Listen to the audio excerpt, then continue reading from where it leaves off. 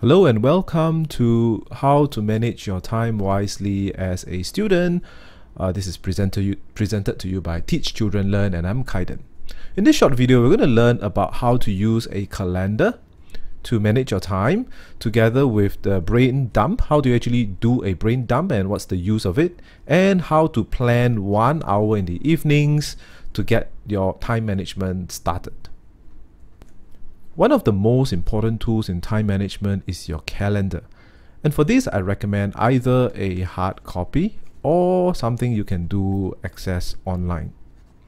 Personally, I use an online calendar, but I've been using a hard copy calendar for a really long time.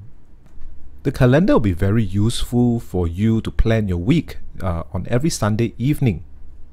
And also to basically schedule your week during the week and to make sure you know what you're going to do during the day, to be your daily planner as well.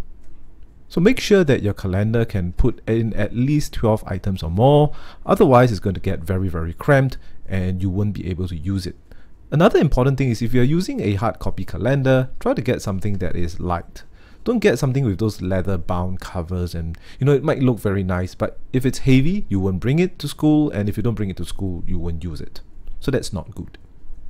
Another use for calendars is to track your long-term goals and commitments.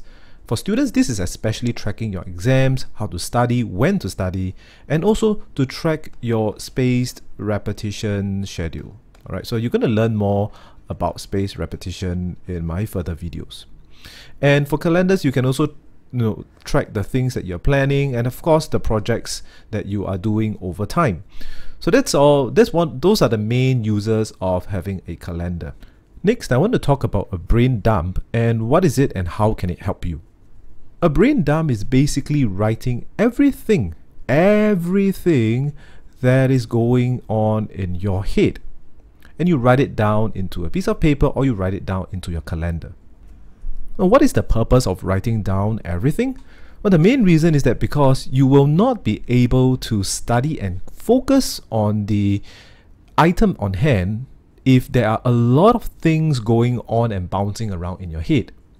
So if you want to study on your math and you're thinking of, oh, there's an exam next week, there's a test, I'm supposed to pass this up, I'm going to pass this, I have to do part of the project and blah blah blah, this and that, it's very difficult for you to concentrate on your math homework. And because of that, that's why a lot of people are not able to finish their homework very fast. Well, how do you then do a brain dump? Well, as like the word implies, you dump everything in your brain onto a piece of paper. Usually I schedule about 6 minutes in each study session to do this. So for the first 6 minutes of every session, I will plan my session and I will dump everything out, and then at the end of the session, I will then allocate all my brain dump items back into my calendar. So in that way, I make sure that everything in my brain is tracked and I know that all the items are being tracked and they are being taken care of. Now we're going to talk about the most important part of time management, which is planning and actually achieving what you do. So the first thing we're going to talk about is how to plan 1 hour when you are available. So this can be after school or after dinner in the evenings. Why 1 hour? Well, the most important reason for planning 1 hour is that I always believe in starting small and getting small wins. Okay, small wins are the most important for you to build habits, and to plan 1 hour is generally doable for most people. If you find that your child or yourself is not able to complete the things you plan in 1 hour, then shorten it. It can go as short as 30 minutes, it can go as short as 15 minutes, or even just 10 minutes. The most important thing is you've got to plan and achieve what you started off. So start off small and grow slowly. So how do you actually do effective time management or planning for 1 hour? Well, the most important secret I can tell you is that you have to plan in small blocks of time. Small blocks, the smaller the better, especially if you're doing something new and if you're doing something unfamiliar. Okay, so for example, in my own personal life, I usually break up my work into 60 minutes and I break it up into 10 blocks of time. So 10 blocks of 6 minutes each. So, and that adds together to 60 minutes. And this is an example of how you can do it. Now my own schedule goes very similar to this.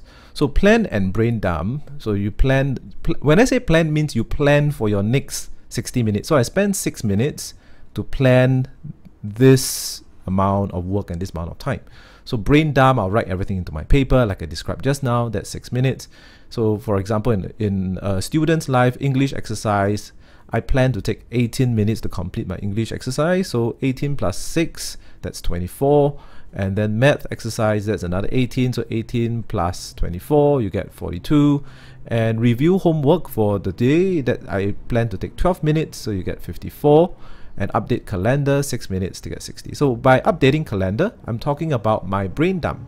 So remember I said brain dump, I will then update my calendar, everything I'm supposed to do. So that's basically how I plan for 1 hour. Well, we've come to the end of the video, and in this video we've talked about how to use a calendar to help you manage your weekly and daily schedule, how to use a brain dump to get rid of all the thoughts in your head so that you can focus and concentrate, and finally how to plan for 1 hour, and how to break it down into 6-minute blocks so that you can focus and you don't have to think of what you're going to do next. Now I know some of you might be thinking to yourself, oh my god, how am I going to track all these 6-minute blocks? And at first I had a very hard time to track the 6-minute blocks as well. And that's why I wanted to share with you in my next video how to track time, which is the small 6-minute blocks, with a countdown timer. Alright, so that's really important. It is one of the key things that I do every single day. And the next thing is how to increase motivation with magic squares or triangle. So if you find yourself getting demotivated, getting very tired and things like this, well, you can use magic squares or magic triangles to track and to motivate yourself. So I'll see you at the next video.